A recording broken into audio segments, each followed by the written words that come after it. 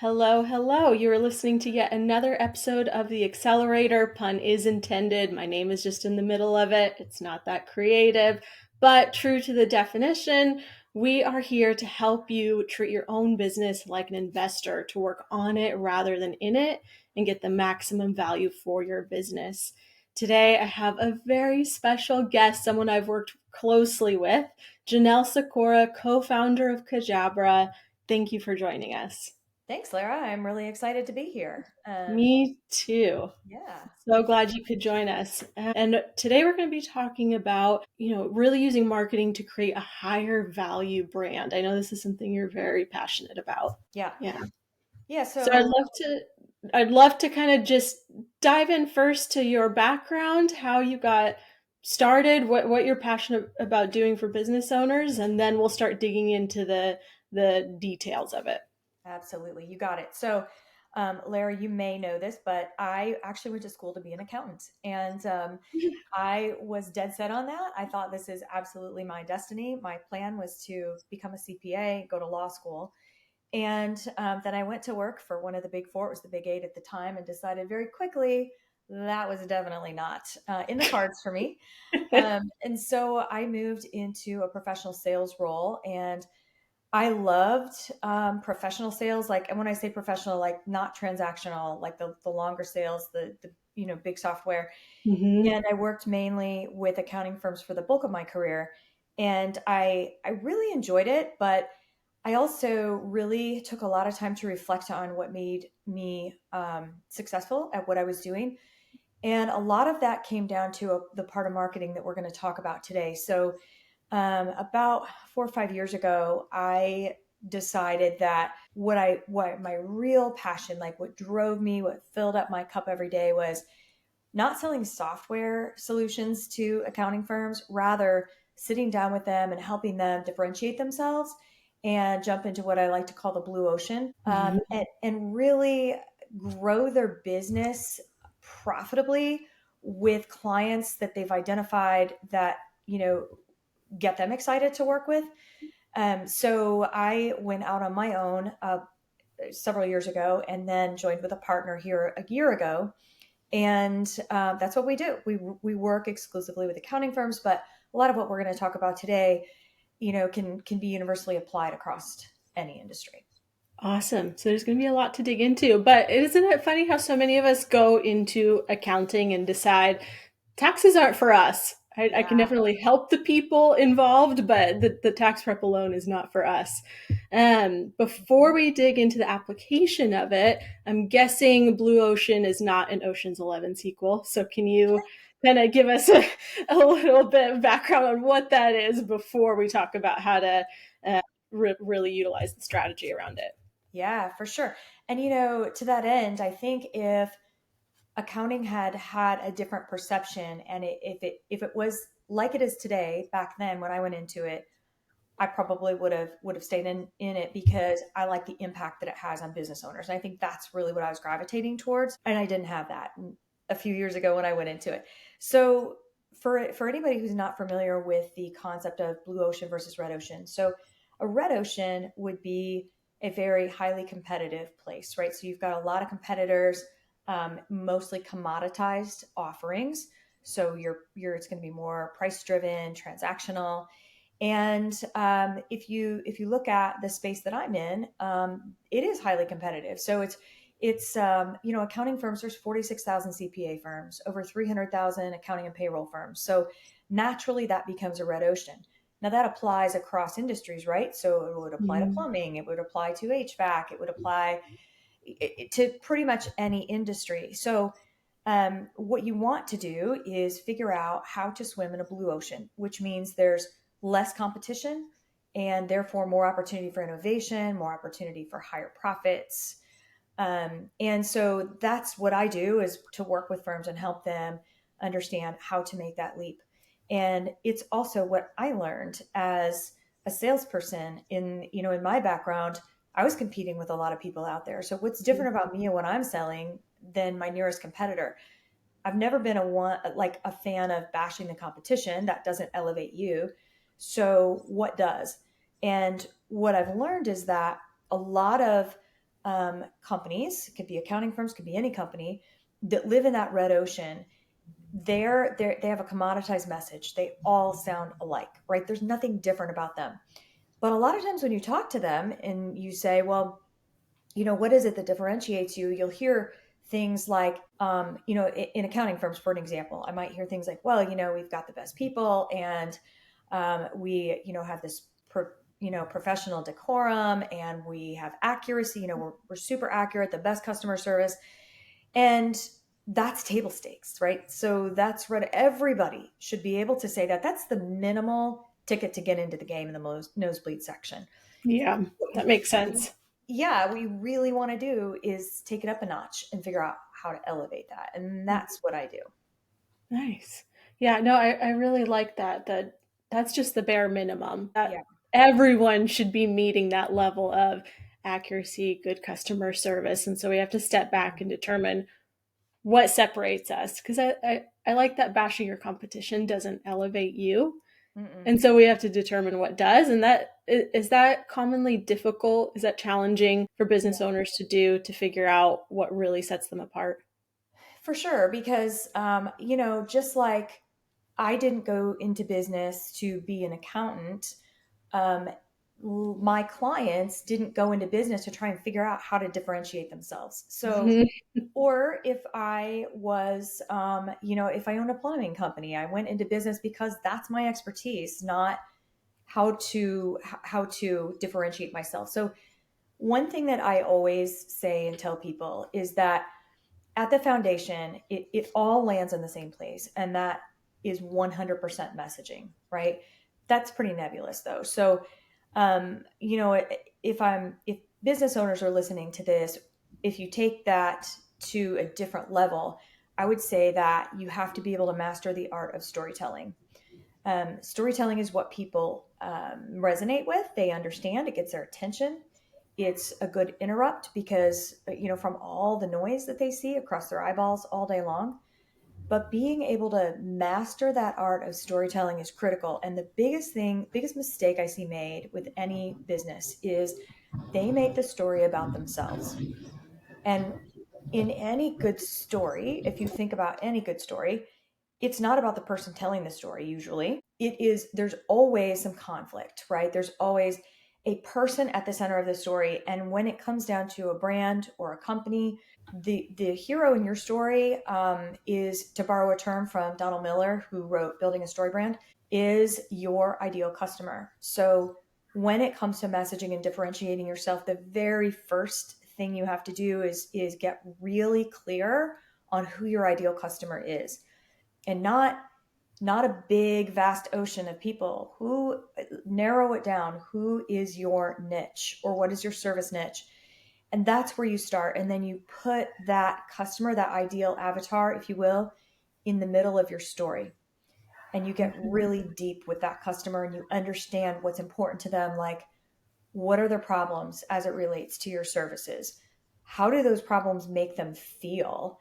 What are their biggest fears? And then, once you've really gotten deep with your customer, you can start thinking about, well, why am I in business? Like, what, how do I empathize with my Mhm. ideal avatar? And then once you've flushed all that out and you've been able to walk through things and explain and understand what success looks like to your avatar, because it looks different for everybody, Mhm.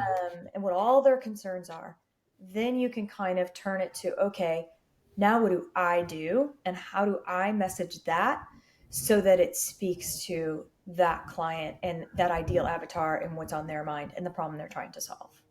I know I when we went through this exercise together for accountability services, the document that you produced, that storyboard, Mm-hmm. it took all those things that you kind of just know about your ideal client or what makes your firm special and really contextualizes it. Because you had pages of bullet points, even of here's the types of questions that they're probably asking. And it's this Mm-hmm. great cheat sheet, not just for the owners, but for the staff, which I think was helpful. Because, like I said, it's the owners that know because they're the ones thinking about this 24/7. But then to have this little, I mean, cliff note essentially to Yeah. give your team is it was very valuable. Yeah.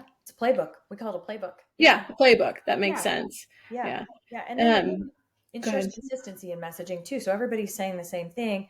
And nobody defaults to the age old, well, we've been in business for 37 years because nobody cares. It's more about No. what you're doing for that client and the results that you're Mhm. getting for them. Yeah, I know we found a lot more success too in just narrowing down who our ideal client was. We started with a demographic of maybe they had so many employees or this was their age range. And then we realized that didn't guarantee the ideal client. The ideal client, the persona was more of a personality of Mm-hmm. how they approached business. And so even that shift made a difference. And that was just before we even got to the messaging. Yeah, and I think another thing that is really important to point out too, for any business owner out there, is something that you and I zeroed in on a while back, which is when you do get to the point where you're presenting your services and what you do, you're not presenting it as I do this. You're presenting in through the lens of the results that you get for the client Mm-hmm. because that's what they care about, right? They don't care about the ingredients, like you say, eating Yes. oatmeal. They don't care about the recipe, right? It's they care about the results and Yep. solving their own problems. So when you do get to the point of where you're talking about your own offering, whether it's a product or a service, you have to talk about it through that lens of the client. What is that doing for them, or what problem is it solving, or how's it enhancing their life? Yeah, very just to give a very specific example for our listeners, with the context of people don't care about the ingredients, they care about the meal. When we have our services listed on the accountability website, we used to say, we do accounting and tax planning and file tax returns, but that's not really what people care about. Those things have to be done as a taxpayer. What people care about is our approach, which is reactive, proactive, or strategic. What's that going to get you? Okay, peace of mind, tax efficiency.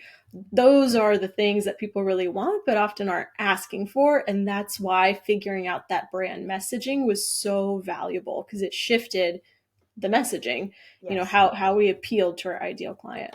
Yeah, that is 100% right on because the old messaging was more table stakes. They would expect that Mm-hmm. minimum. The new Yeah. messaging is more, let's hop into the blue ocean and show them the results they're going to get because that looks different. And it is different based on your firm and your firm's brand story. It's different from any other firm out there. And Mm-hmm. that's what we want to achieve. Really, any business should be wanting to achieve that. Yeah, and we know we're different. I'm sure there's plenty of other firms that are different in that way as well, but your client doesn't know your team or what you do unless you put it out there front center and in very layman's terms, I've Mhm. found. Just so people can really digest it, understand what you're trying to communicate.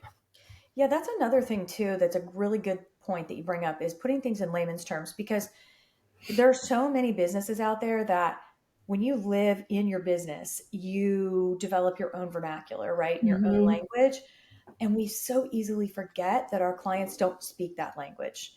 And so that constant, attention and intentionality to making sure that you're speaking in layman's terms and that you are extremely clear in your communications is something often overlooked. But that's really, really important. Clarity is the key. If someone looks at your website as an example and it's some cutesy little headline on the homepage and they go, huh? Your noise, and they move on.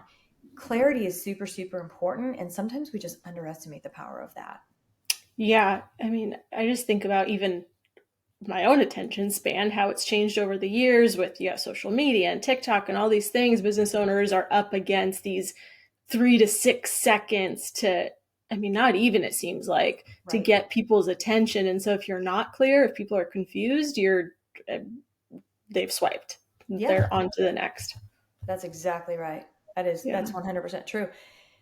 I think that another opportunity for brands to kind of elevate the value that they offer. Something else that I often see missing is creating compelling content. Mm. So I see, sometimes you can have a great story. That's always the first start, or the first part is creating that message, educating your team on the message, being able to clearly articulate your message to the, in your web presence, to your clients, etc.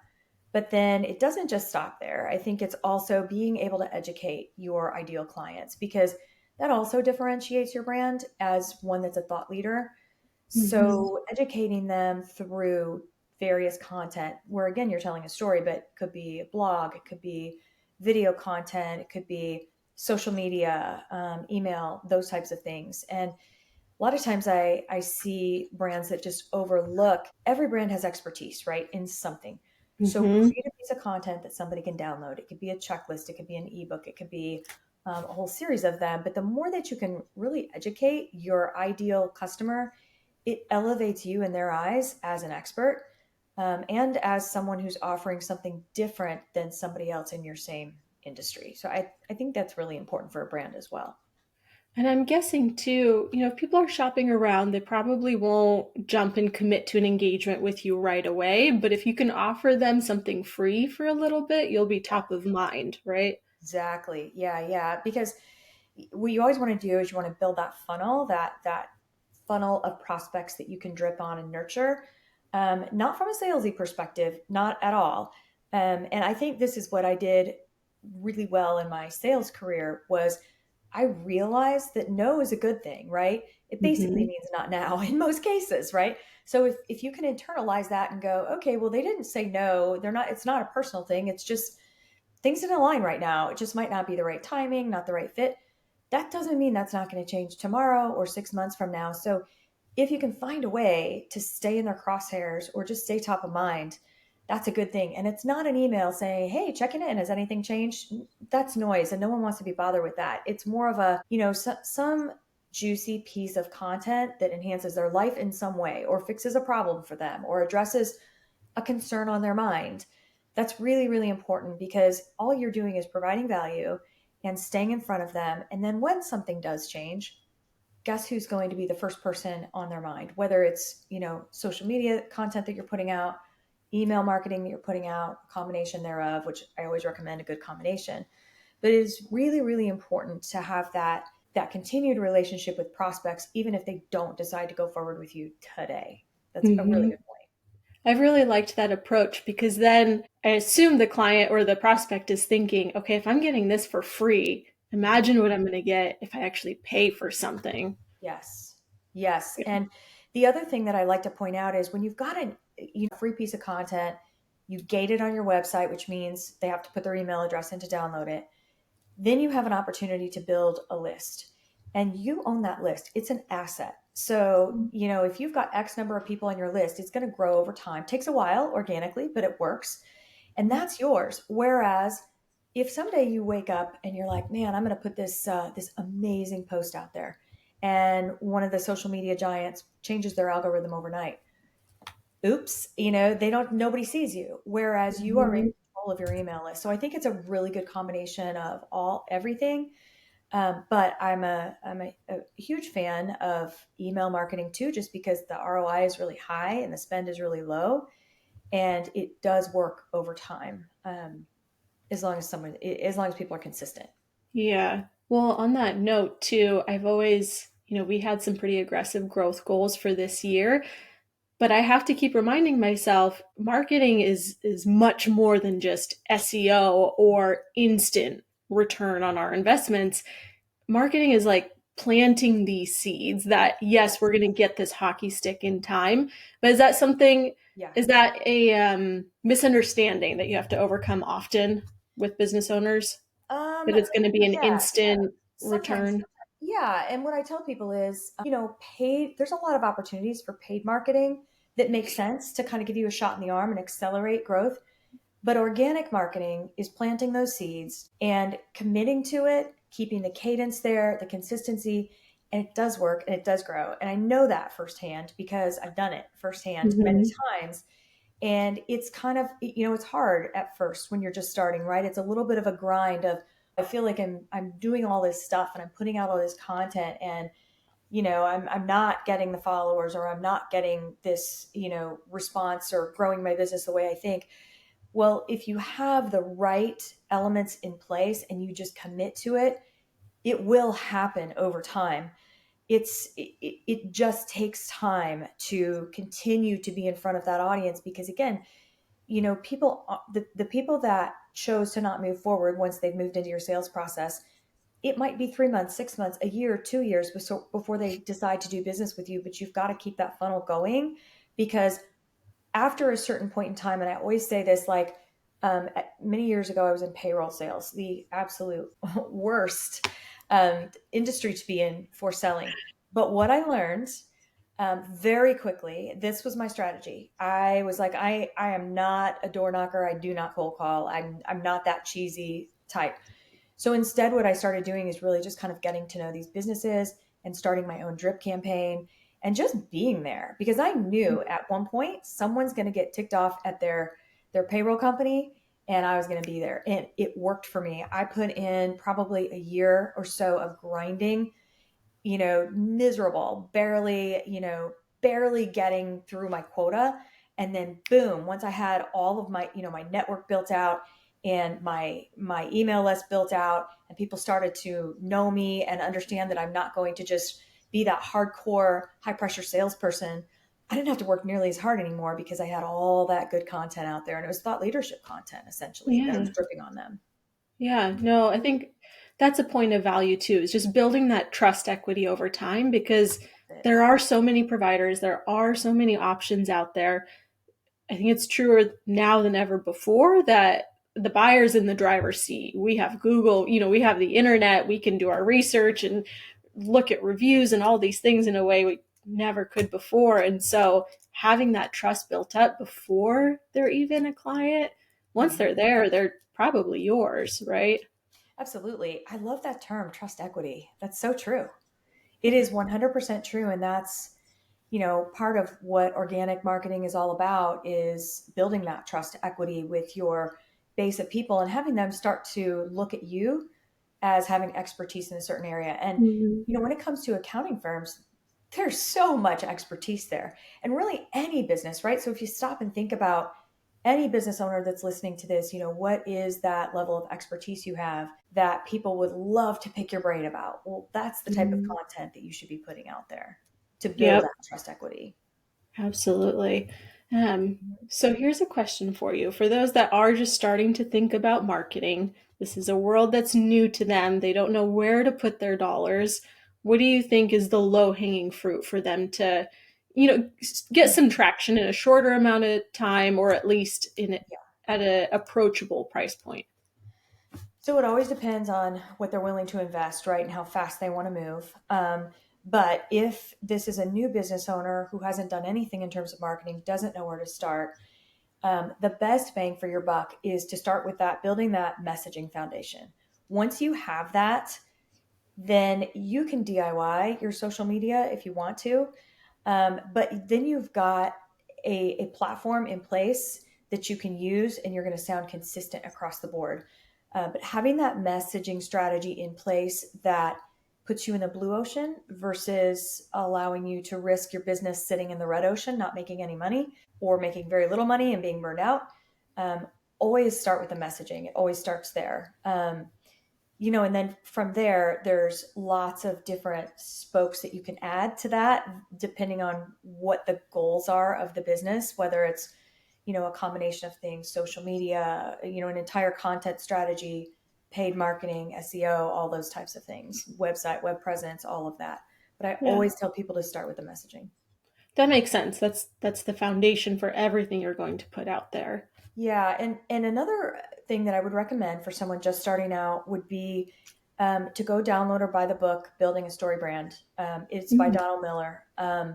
I don't get anything for promoting that, so it is truly just it's a great book, and it is honestly helps you really understand that art of storytelling and how important it is for a brand and how to craft your story. So if you're just starting, or maybe you've been going for a long time and you feel like you're on a hamster wheel and you're tired of fielding these phone calls that want to know how much for this or how much for that, and there's more value in what you're providing, read that book, because that is the very, very beginning of crafting your story around your brand. But that's where I would start. That's a great tip, and I'll include a link to that in the show notes.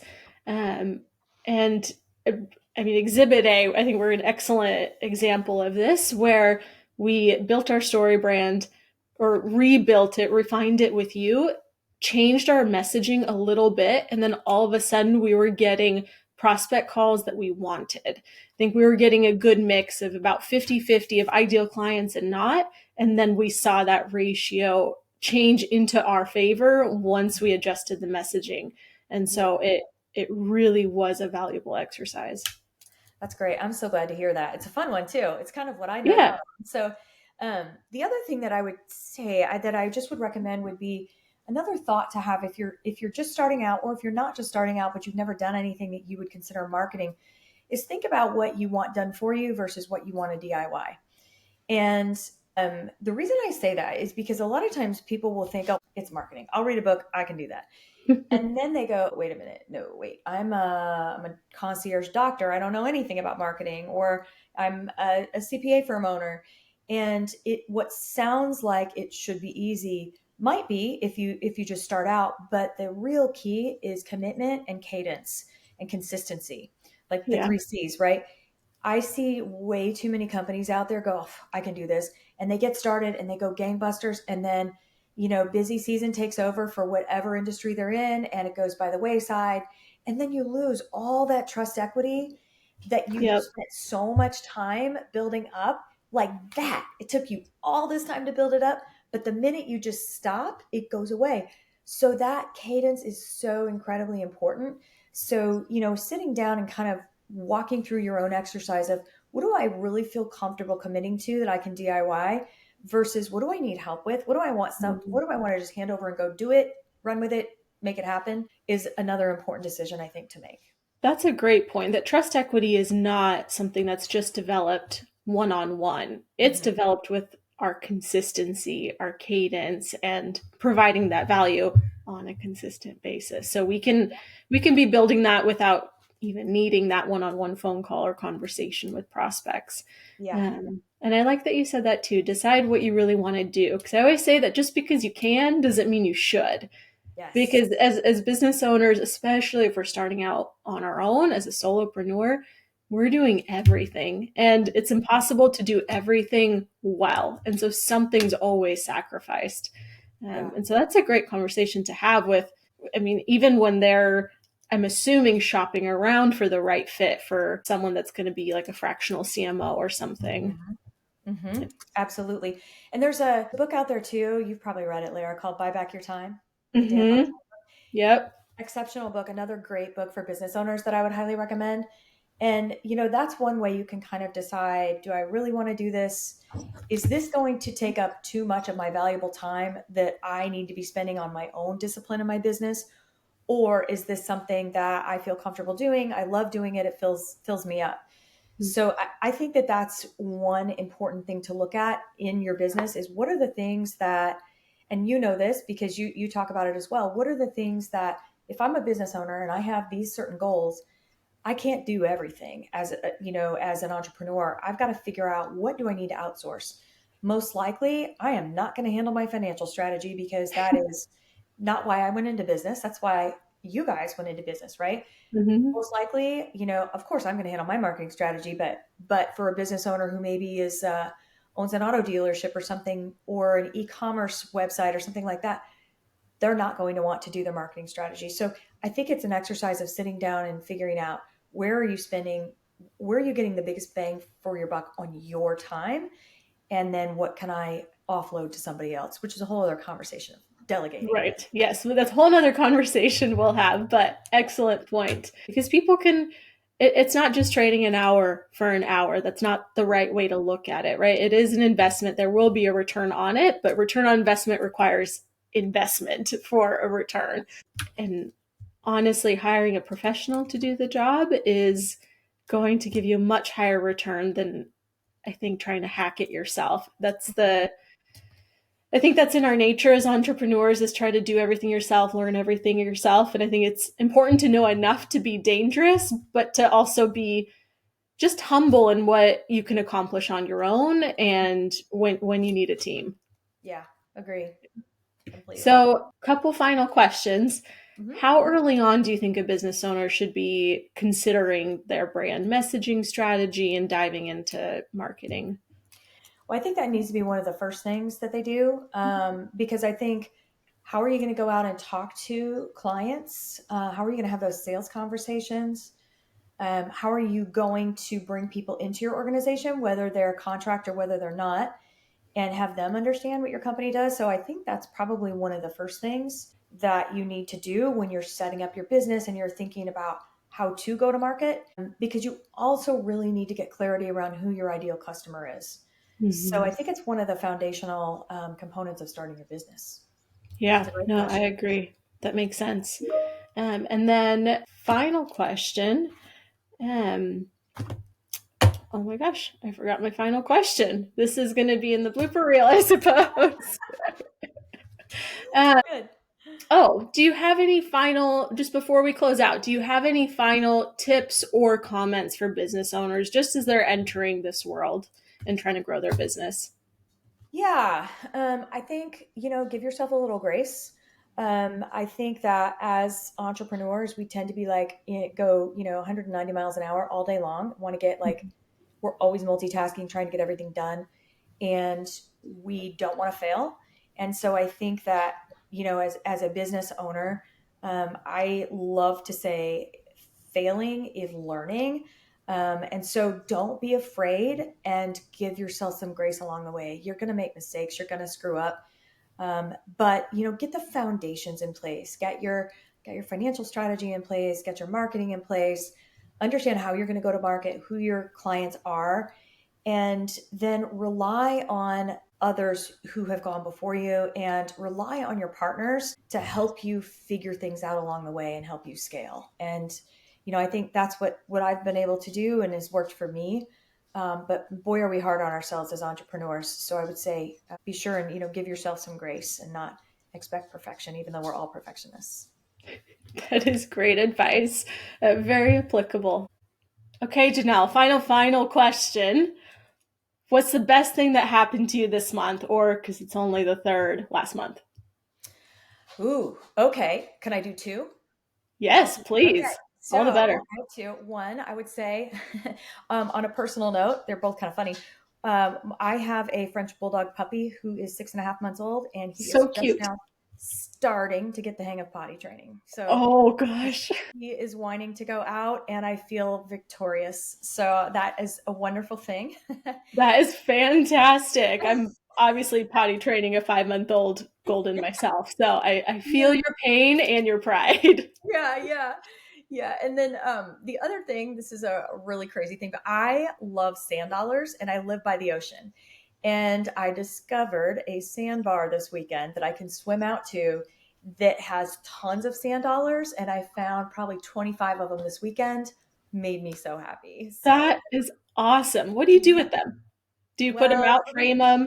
Do you have a jar? okay, that's the question. I have so many places in my house that like I put them. So it might be like in a big hurricane jar on my fireplace hearth, or in lanterns, or in this big bowl I've got on a coffee table. So I don't know. I just keep collecting them. Eventually, I'll have too many, but I never hit the mother load like I did this weekend, and That is I was like awesome.